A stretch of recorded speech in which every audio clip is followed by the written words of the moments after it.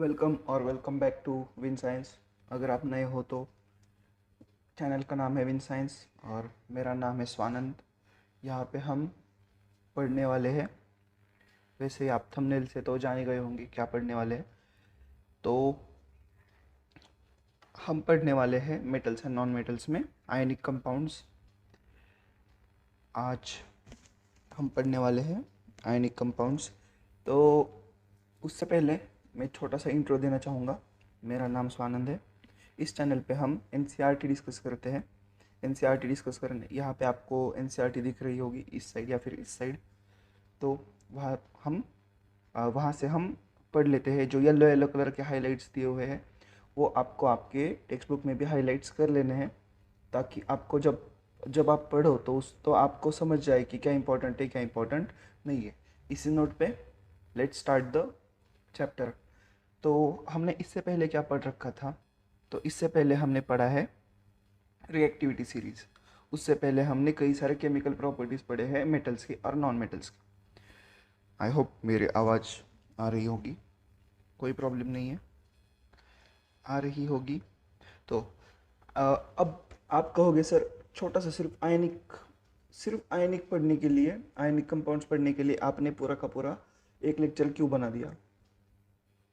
तो इसका जवाब यह है, शायद आप पहली बार पढ़ रहे होगे आयनिक कंपाउंड्स, और हम आयनिक कंपाउंड्स के बाद जो आयनिक सॉलिड्स बनने वाले हैं उनके भी बारे में पढ़ेंगे। तो इसलिए ये थोड़ा सा इम्पोर्टेंट हो जाता है बताना आप लोगों को कि भाई आयनिक आयनिक कंपाउंड्स एक्चुअल में है क्या। तो अब हम स्टार्ट करने वाले हैं how do metals and non metals react. तो हमने ये तो जान लिया है कि नोबल गैसेस जो होते हैं तो उनका पूरा का पूरा वैलेंसी शेल मतलब किसी भी एटम के इलेक्ट्रॉन्स का सबसे बाहर वाला शेल, उसमें 8 इलेक्ट्रॉन्स होते हैं और ये स्टेबल होता है। और ये स्टेबल होने की वजह से हमें ये भी समझ में आता है कि ये लिटिल केमिकल एक्टिविटी शो करते हैं। मतलब ये बहुत ज़्यादा आराम से रिएक्ट ही नहीं करेंगे, चलो ऐसे ही पड़े रहेंगे, ये इनका काम होता है। लेकिन लेकिन इससे हमें ये भी समझ में आ गया कि reactivity of elements as a tendency to attend completely filled valence shells. मतलब क्या? तो इसका मतलब ये है कि जो हर कोई एटम है तो वो स्टेबल होना चाहता है in at the end of the day.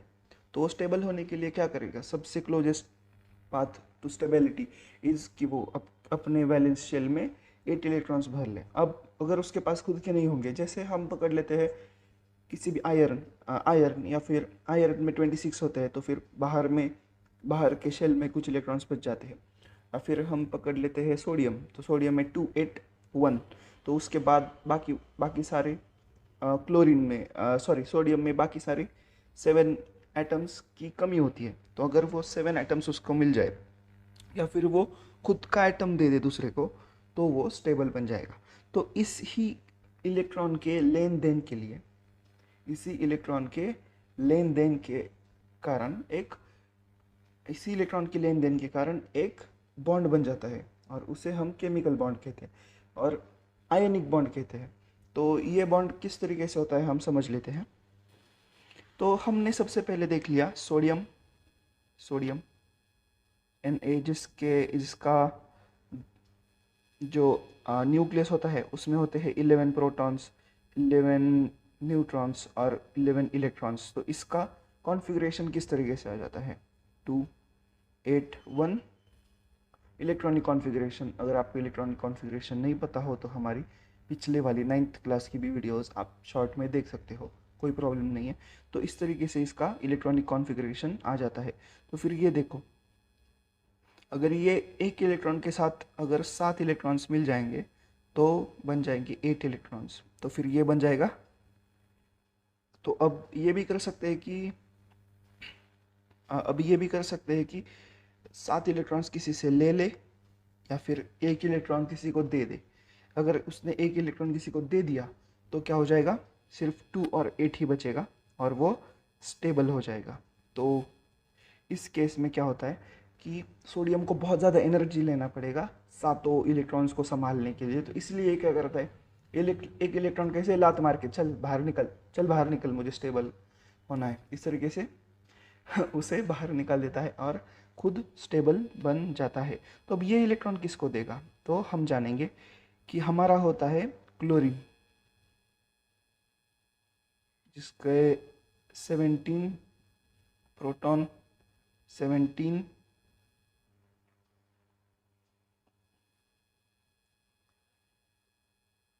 जिसके 17 न्यूट्रॉन्स और 17 इलेक्ट्रॉन्स पाए जाते हैं। अब उसका इलेक्ट्रॉनिक कॉन्फ़िगरेशन कैसा होगा, इलेक्ट्रॉनिक कॉन्फ़िगरेशन होगा 2, 8 और 7। अब देखो इसके पास क्या है 7, लेकिन इसको ज़रूरत कितनी है 8 बनाने की, तो फिर इसको ज़रूरत सिर्फ एक इलेक्ट्रॉन की है। तो अब ये Na को बोलता है तेरे इलेक्ट्रॉन दे दे, आजा हम कंपाउंड बना लेते हैं। तो यही मैं आपको एक रिएक्शन के रूप में दिखाना चाहूँगा।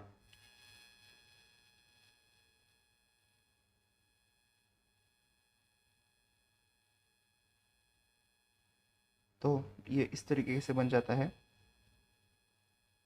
Na के ऊपर एक इलेक्ट्रॉन, Cl के ऊपर कितने इलेक्ट्रॉन्स,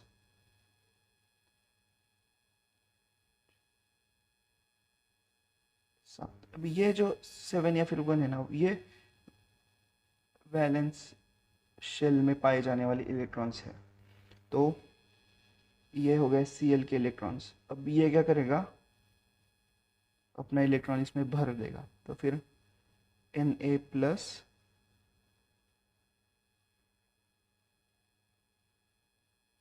Cl में एक इसका इलेक्ट्रॉन और फिर बाकी सारे इलेक्ट्रॉन्स।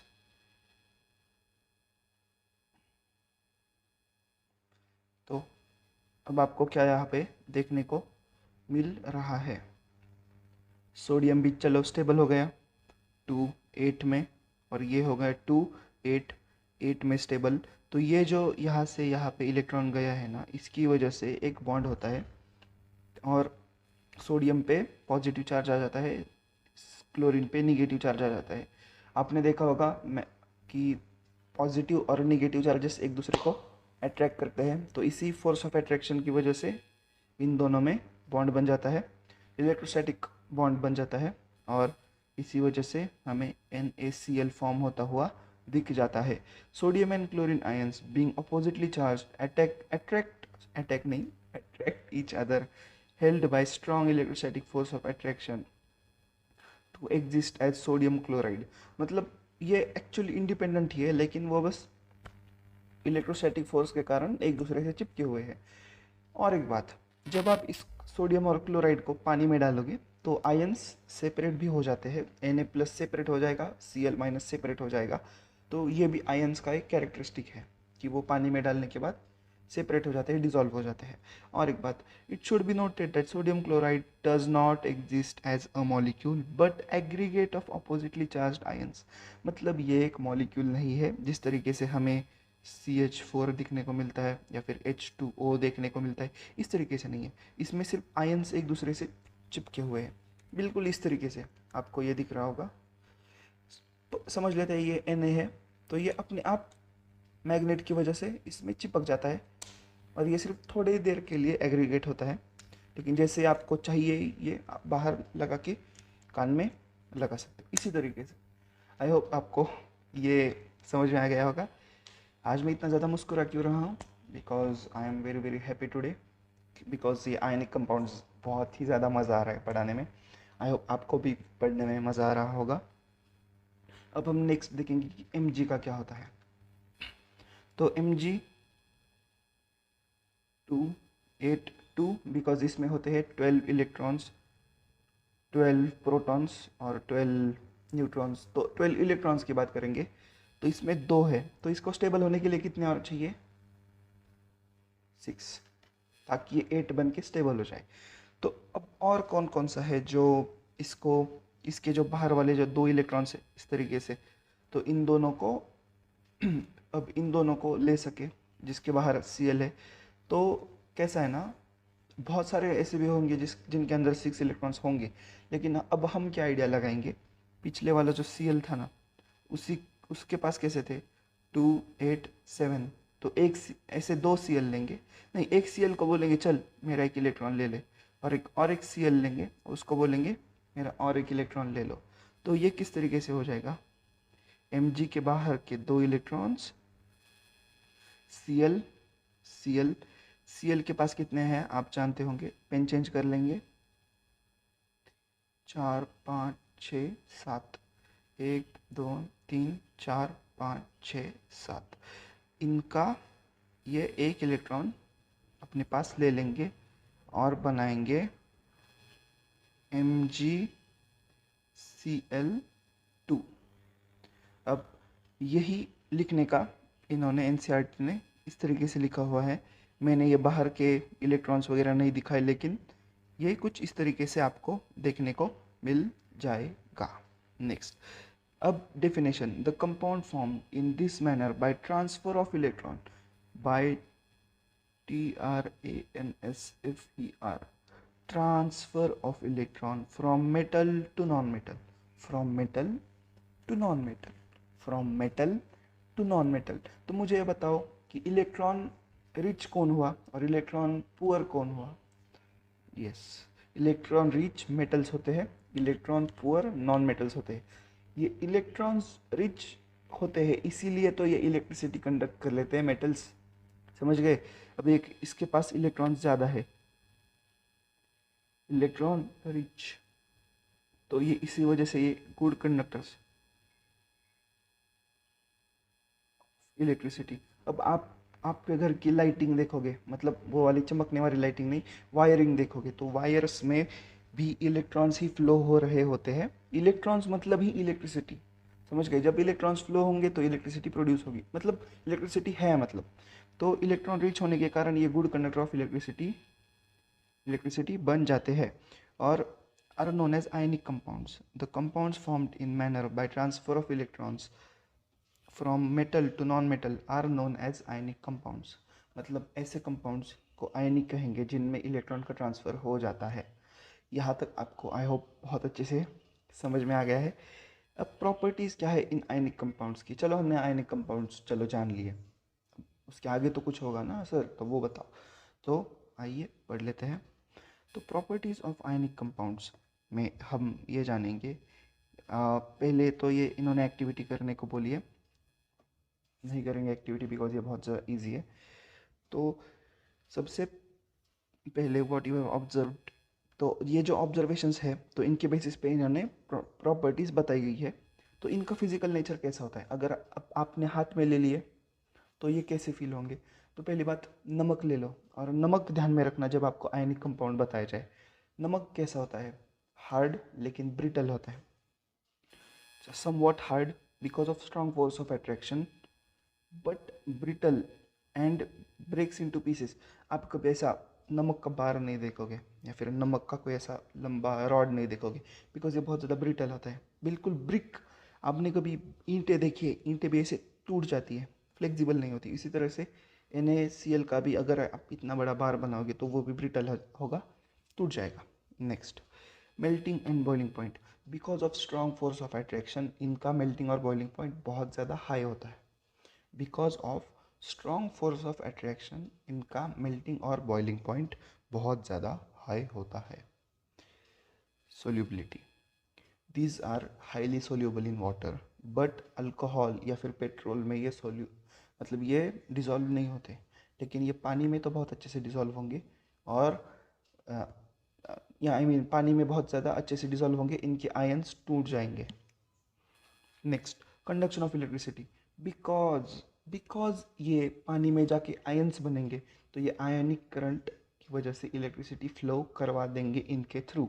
मतलब अगर आप खारे पानी में 2 इलेक्ट्रोड्स डालोगे तो इनके अंदर से करंट फ्लो होगा, इनके अंदर से करंट फ्लो होगा। आई होप ये आपको बहुत अच्छे से समझ में आ गया है।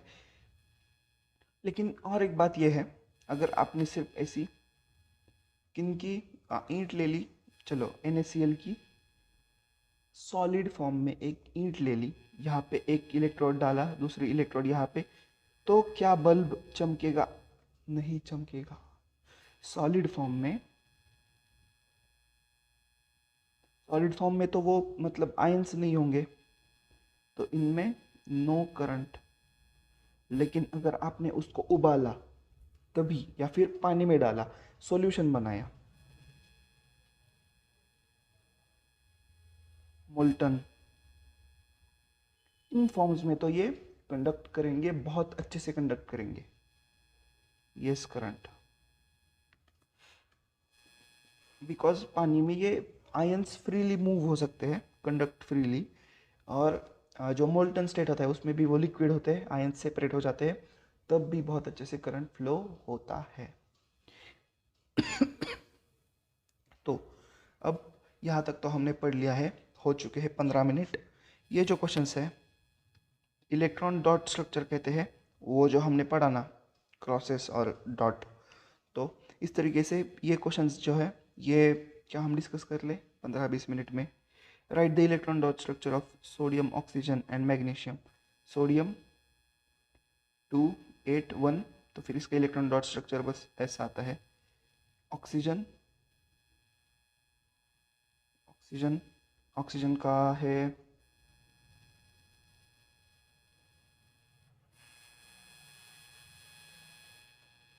6 है ना, राइट, 2,4, तो नहीं रुको, ऑक्सीजन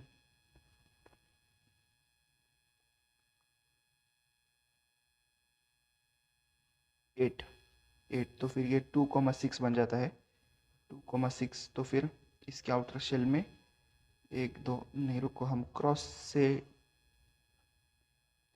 4 5 6, वो जो सॉन्ग है ना पीरियोडिक टेबल सॉन्ग, वो आप याद कर लो, उससे आपको एटॉमिक नंबर्स वगैरह इजीली आ जाएंगे। तो इस तरीके से 6 होंगे इसके अराउंड। देखो नॉन मेटल में वैसे भी इलेक्ट्रॉन डिफिशिएंट है, ये 2 इलेक्ट्रॉन का डिफिशिएंट है। मेटल है सोडियम, इसलिए इसमें ज़्यादा इलेक्ट्रॉन से अमीर है सोडियम, अमीर, तो ये इलेक्ट्रॉन दे देता है, चलो ले जाओ ऐसे। और क्यों, कौन सा है मैग्नीशियम? मैग्नीशियम 12, 2,8,2, तो मैग्नीशियम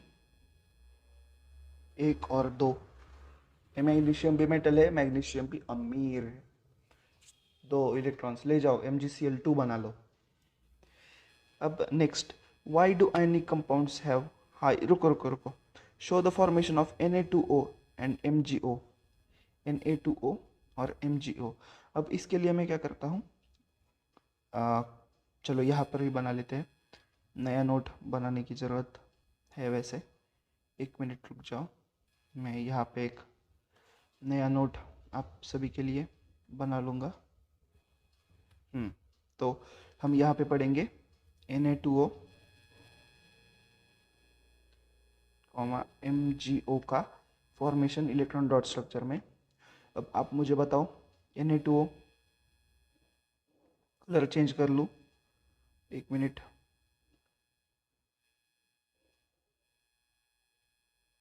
Na इज 2,8,1, तो फिर एक दूसरा Na ले लो, इसके पास दूसरा इलेक्ट्रॉन, ऑक्सीजन, हमारा ऑक्सीजन भैया के पास, रुक जाओ, इसका कलर नहीं, इसका कलर चेंज करना था। ऑक्सीजन भैया के पास, ऑक्सीजन ऑक्सीजन भैया के पास 1 2 3 4 5 और 6, तो ये आ जाएगा, यहाँ से डोनेट करेगा, यहाँ से डोनेट करेगा, बन जाएगा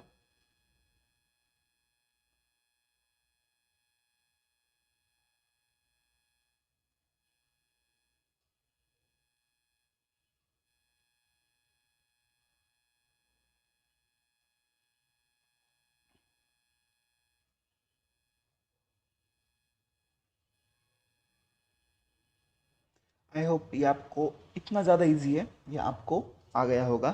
तो इसी तरीके से अब ये आपको बनाना आ सकता है स्कूल के एग्जाम्स में, बिकॉज ये बहुत ज़्यादा इंपॉर्टेंट है। सेकेंडली, डॉट एंड क्रॉस वाला स्ट्रक्चर हर साल कहीं ना कहीं आपको देखने को मिलेगा ओसवाल की बुक्स में, वहाँ पर भी इसके बहुत अच्छे अच्छे एक्सप्लेनेशन दिए गए हैं, लेकिन उनकी आपको ज़रूरत नहीं है। आपको बस एटॉमिक नंबर्स याद करने हैं और उनके बेसिस पे आपको इलेक्ट्रॉनिक कॉन्फ़िगरेशन आता जाएगा। 2n² वाला फॉर्मूला नहीं पता होगा फिर भी 2 8 तो वो जो है ना 2 8 8 18, तो वो आपको ध्यान में रखना है।